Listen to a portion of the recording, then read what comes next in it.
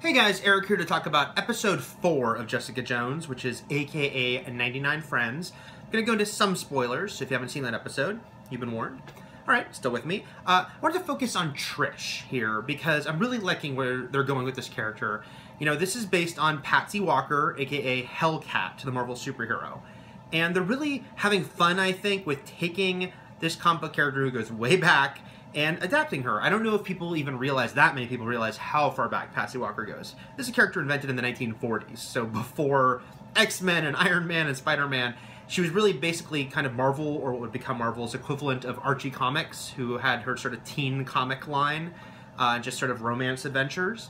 And when they would later put her in the Marvel Universe, they would do a funny thing where they would kind of explain away those comics by saying, in the Marvel Universe, her mom wrote comic books about Patsy as a teenager and her life. And that's what we could have read for those 2 decades prior. So here I think what they're doing is interesting because they're taking that idea and making Patsy instead a sort of teen star in modern equivalent of sort of like a Hannah Montana, Nickelodeon, Disney Channel type star. And her mom is instead kind of this modern Hollywood horror story of a manager, momager, if you will, who's using her kid, maybe using her for fame she wishes she had.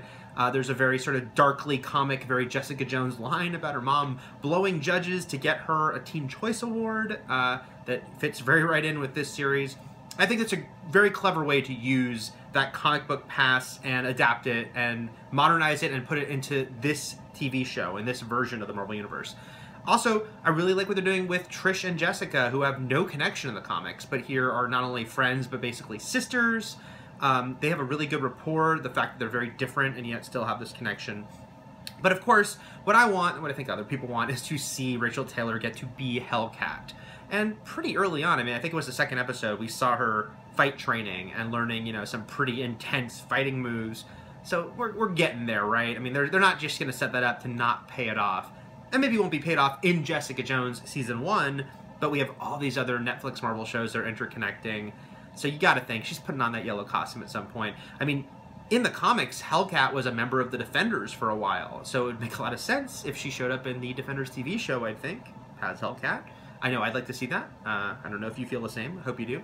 But yeah, so right now, I just think they're doing a great job of taking this very classic comic book character and putting her into this TV show in a way that respects that history and yet also changes it for both modern times and for the TV show and the world they've created here.